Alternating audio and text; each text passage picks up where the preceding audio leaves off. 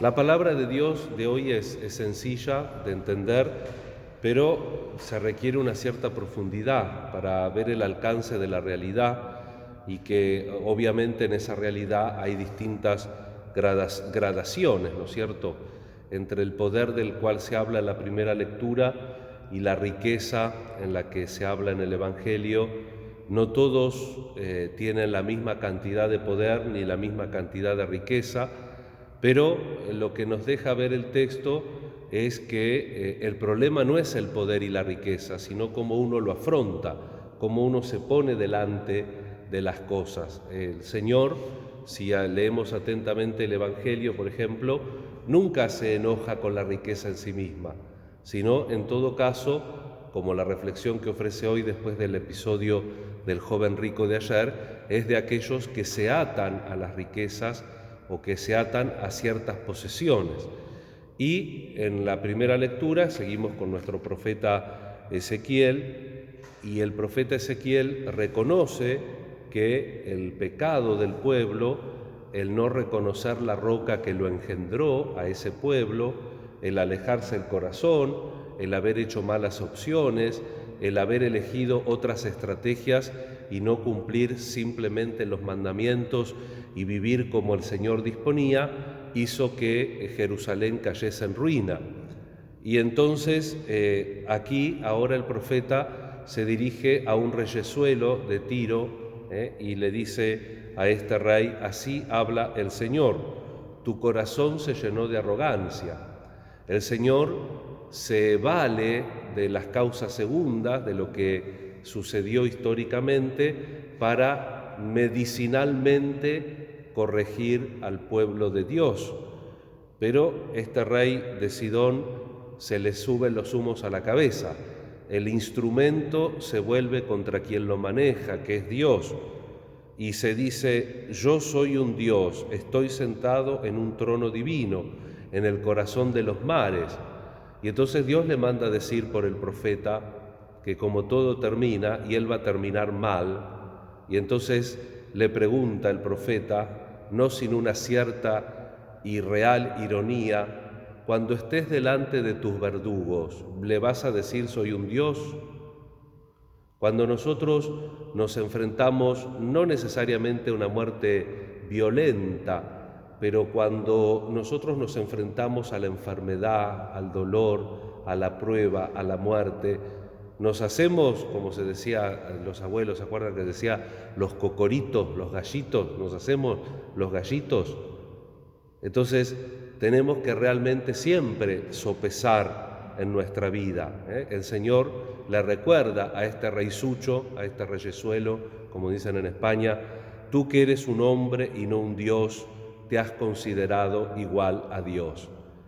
Vamos a pedir al Señor entonces siempre tener noción de que somos frágiles, de que necesitamos sobre todo al Dios verdadero, al Dios que revela, al Dios que nos ofrece su amistad, su paternidad y quiere que edifiquemos la vida sobre el cimiento de su palabra, de su amor. El Salmo, también tomado del Deuteronomio, dice: yo doy la muerte y la vida. El Señor es el dueño real de la historia y ese dueño de la historia nos invita a compartir su señorío en la medida que nosotros tenemos un vínculo real con Él.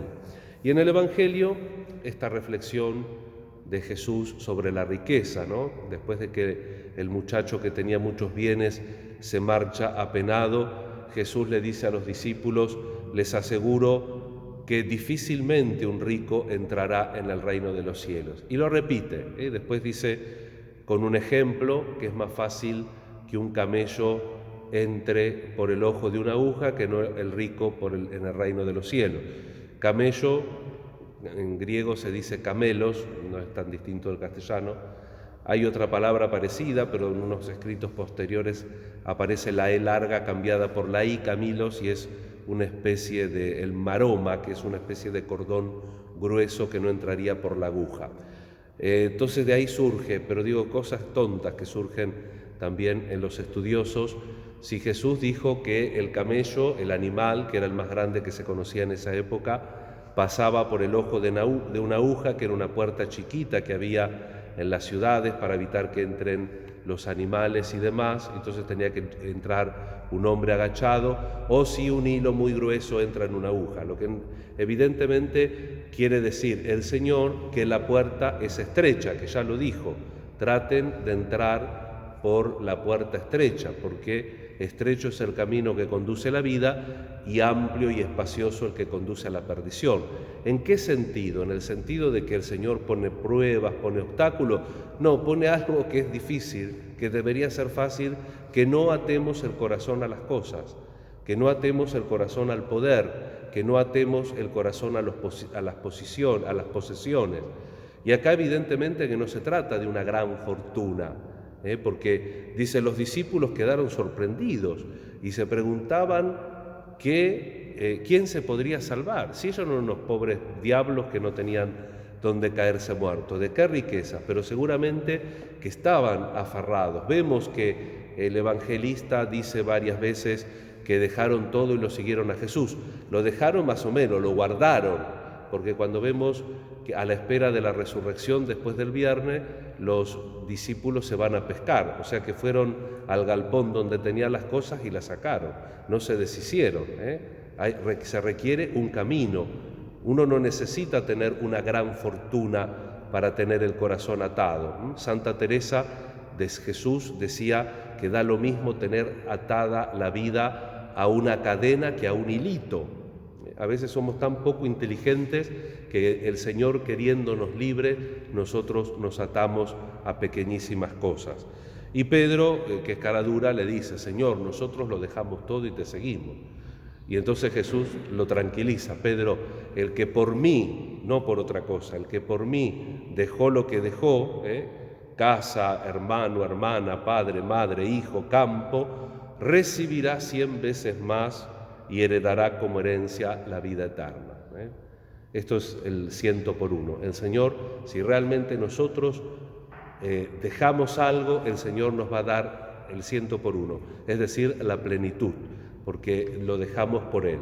Vamos a pedir al Señor entonces que no nos peleemos por los lugares, pero que recordemos cómo termina el Evangelio de hoy. Muchos de los primeros serán los últimos y muchos de los últimos serán los primeros.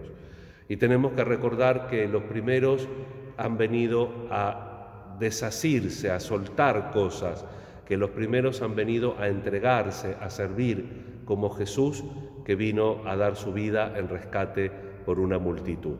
Rezamos la Santa Misa encomendándonos a los ángeles, esta misa votiva, y le pedimos al Señor la gracia de que con su intercesión, con la intercesión también de María Santísima, el Señor atienda nuestras intenciones y vaya purificando nuestros corazones, que nunca tengamos la tentación de sentirnos dioses con minúscula.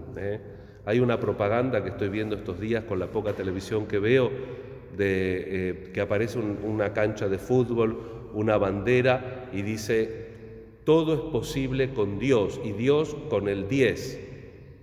Eso es una blasfemia hecha y derecha.